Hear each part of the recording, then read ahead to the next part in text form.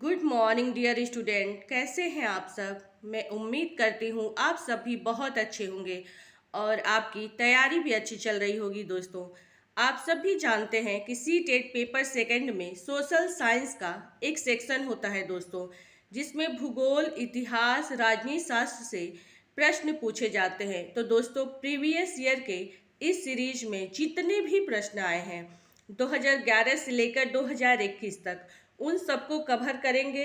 तो दोस्तों, आज की क्लास स्टार्ट करते हैं। आज का विषय है भूगोल। दोस्तों, आज क्लास स्टार्ट करने से पहले हम आपको बता देना चाहते हैं कि जो पेपर सेकंड का जो सिलेबस है दोस्तों, उसको हम कल या परसों में आपको प्रोवाइड करा देंगे, ताकि पढ़ने में आपको बहुत आसानी हो जाएगी। ओके, चलिए आज की क्लास को स्टार्ट करते हैं। ये है C TET 2022 previous year questions हैं 2011 से 2021 तक। ओके, इसमें दोस्तों एनसीईआरटी बेस्ड है, ज्योग्राफी है, हिस्ट्री है, पॉलिटिकल साइंस है। ओके, चलिए इसमें चलते हैं हम लोग प्रश्नों की तरफ।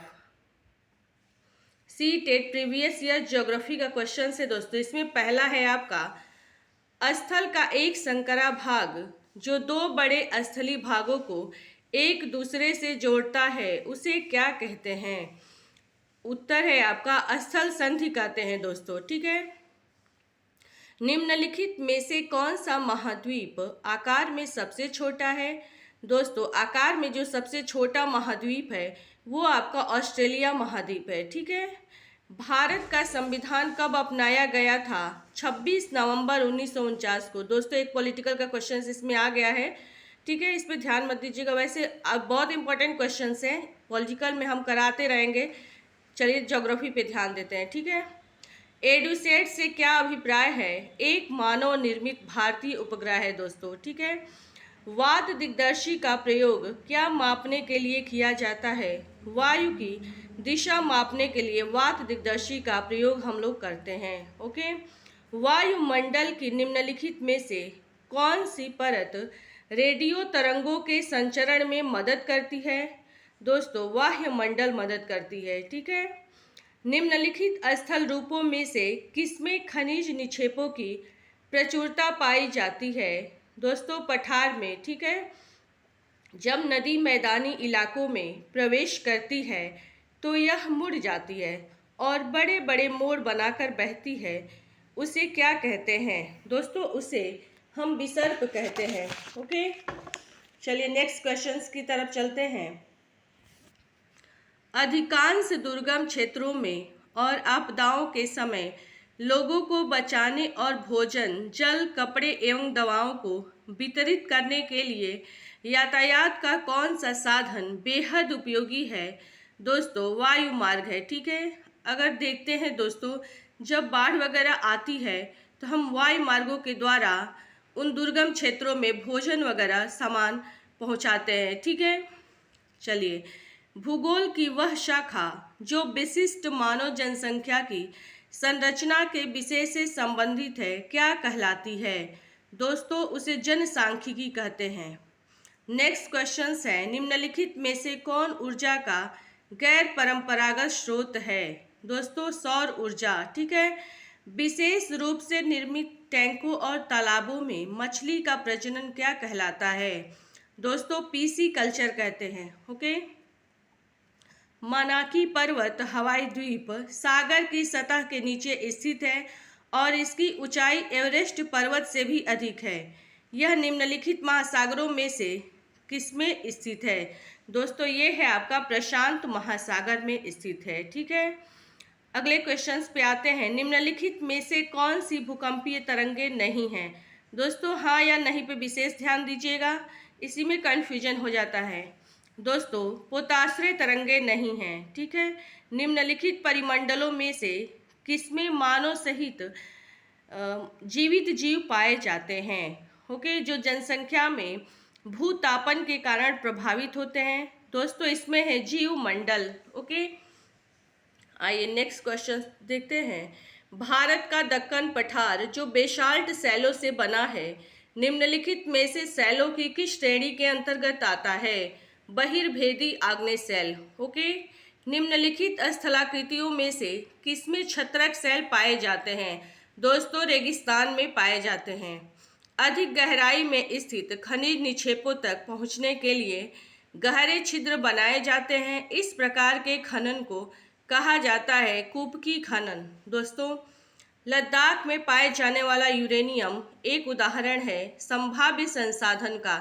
दोस्तों, आप सीटेट की जब तैयारी कर रहे हैं तो बहुत अच्छे से रणनीति बनाकर तैयारी करिए। दोस्तों, ये क्वेश्चंस आपको बहुत हेल्प करेंगे और कोशिश करिए कि एक ही बार में आपका एग्ज़ाम क्लियर हो जाए, बार बार आपको न देना पड़े। ठीक है दोस्तों, चलिए नेक्स्ट क्वेश्चन है, गर्म जल के झरने से प्राप्त ताप ऊर्जा के परिणाम स्वरूप बनते हैं भूतापीय ऊर्जा। हुंडरू जलप्रपात निम्नलिखित पठारों में से किसमें पाया जाता है? दोस्तों, भारत का छोटा नागपुर का पठार। ओके, प्रत्येक 1 अंश देशांतर पर स्थानीय समय बदलता है 4 मिनट। निम्नलिखित ग्रहों में से कौन सा ग्रह अपने अक्ष पर घूर्णन करने में सबसे कम समय लेता है? बृहस्पति। दोस्तों, हम आपको बता देना चाहते हैं जो ये दोस्तों कंटेंट है, ओके, तब तक मैं इसको ही लेके चल रही हूँ। जो पेडागोजी से 20 क्वेश्चंस आते हैं उसको मैं अलग से आपको करा दूंगी। ओके, नेक्स्ट क्वेश्चन है दोस्तों, निम्नलिखित द्वीप समूहों में से कौन सा समूह समान अक्षांश पर स्थित है? दोस्तों, टोंगा द्वीप और मॉरिशस द्वीप। ओके, जब लंदन में दोपहर के 12 बजे हैं तब लंदन से 15 डिग्री पूर्व में स्थानीय समय क्या होगा? 1 बजे दोपहर। ओके, निम्नलिखित महासागरों में से किसमें पृथ्वी का सबसे गहरा भाग स्थित है? दोस्तों, प्रशांत महासागर। दोस्तों, सह्याद्री को सामान्यतः जाना जाता है पश्चिमी घाट के रूप में। ओके, निम्नलिखित कथनों में से कौन सा कथन सही है?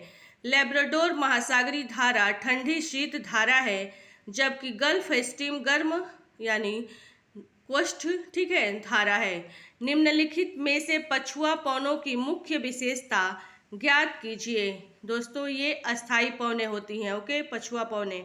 निम्नलिखित फसलों में से कौन सी फसल सुअपवाहित दुमट मृदा में सबसे अच्छी तरह उगती है? दोस्तों, चाय। ओके, द्राक्षा कृषि विटीकल्चर से अभिप्राय क्या है? अंगूरों की खेती। दोस्तों, अगर आप चाहेंगे तो पेपर फर्स्ट या सेकंड दोनों एक ही बार में आपका बहुत अच्छे नंबर से क्लियर हो जाएगा, अगर आप ऐसे ही रणनीति बनाकर और बहुत अच्छे नोट्स बनाकर दोस्तों, और रेगुलर आप चाहे 1 घंटे पढ़े, 2 घंटे पढ़े या 4 घंटे पढ़े, बट आप फर्स्ट एंड सेकंड जो है आपको डिवाइड करके दोस्तों और रेगुलरिटी बनाए रखिएगा, तब आपका एग्ज़ाम क्लियर होगा। ओके, चलिए दोस्तों देखते हैं, क्या आप जानते हैं इसको? देखिए, ये कल्चर है एग्री सेरी पीसीवीटी। ओके, हार्टी, ठीक है, इसको आइए डिटेल में देखते हैं। एग्रीकल्चर यानी कृषि से संबंधित है। मृदा की जुताई, फसलों को उगाना और पशुपालन का विज्ञान एवं कला है, इसे खेती भी कहते हैं। ओके, सेरीकल्चर क्या है? रेशम उत्पादन है दोस्तों, ठीक है, रेशम के कीड़ों का वाणिज्यिक पालन यह कृषक की आय में पूरक हो सकता है। पीशीकल्चर क्या है? मत्स्य पालन दोस्तों, ठीक है, विशेष रूप से निर्मित तालाबों और पोखरों में मत्स्य पालन होता है। विटीकल्चर द्राक्षा कृषि है, अंगूरों की खेती होती है। ओके, हार्टिकल्चर उद्यान कृषि है दोस्तों, वाणिज्यिक उपयोग के लिए सब्जियों, फूलों और फलों को उगाते हैं। ओके, चलिए देखते हैं आगे। यूराल पर्वत अलग करते हैं एशिया और यूरोप को, ठीक है, भूपर्पटी में वह स्थान जहां से भूकंपीय तरंगें आरंभ होती हैं उसे कहा जाता है उद्गम केंद्र। दोस्तों, ये एनसीईआरटी बेस्ड सारे क्वेश्चंस हैं, अगर आप चाहें तो बुक से भी पढ़ सकते हैं, बट ये जो 1 लाइनर क्वेश्चंस होते हैं दोस्तों, अगर आप इसे पढ़ लेते हो, तैयार कर लेते हो, तो कोई कन्फ्यूजन नहीं रहता है, 4 ऑप्शन भी देता है, तो ठीक है ना। चलिए नेक्स्ट देखते हैं, वायुमंडल की निम्नलिखित परतों में से कौन सी परत हवाई जहाज उड़ाने के लिए सबसे आदर्श है? समताप मंडल, स्ट्रेटोस्फियर। ओके, निम्नलिखित में से पृथ्वी पर तापमान के वितरण को प्रभावित करने वाला सबसे महत्वपूर्ण कारक कौन सा है? दोस्तों, सूर्यातपन है। ओके, अमेजन बेसिन के संबंध में निम्नलिखित कथनों में से कौन सा कथन सही है? दोस्तों, अमेजन बेसिन भूमध्य रेखीय प्रदेश में आता है। ओके, निम्नलिखित में से किसके उत्पादों को काला सोना कहा जाता है? पेट्रोलियम। निम्नलिखित में से कौन सा भारत का परमाणु ऊर्जा संयंत्र नहीं है? पोखरण नहीं है। ठीक है दोस्तों, प्रीवियस ईयर आप तैयार कर लेते हो तो आपका आधा तो ऐसे ही तैयार हो जाएगा। ओके, बहुत हेल्प मिलती है सीटेट की तैयारी में। दोस्तों, निम्नलिखित देशों में से किसमें स्थानांतरी कृषि को मिल्पा के नाम से जाना जाता है? दोस्तों, मैक्सिको की कृषि। ओके, निम्नलिखित उद्योगों में कौन सा सार्वजनिक क्षेत्र के अंतर्गत आता है? दोस्तों, हिंदुस्तान एरोनॉटिक्स लिमिटेड। ओके, ग्रहों के निम्नलिखित समूहों में से किस समूह के चारों ओर छल्ले हैं?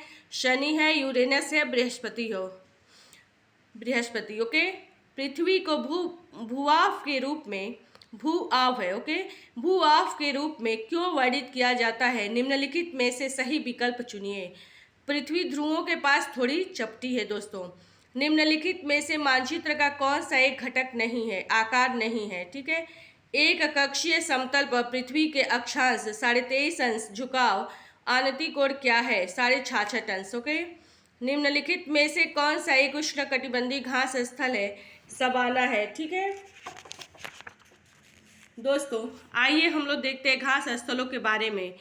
विभिन्न प्रदेशों में घास स्थल विभिन्न नामों से जाने जाते हैं। ओके दोस्तों, पूर्वी अफ्रीका में उष्णकटिबंधीय घास स्थल है, ये पूर्वी अफ्रीका में किस नाम से जाना जाता है? सवाना के नाम से।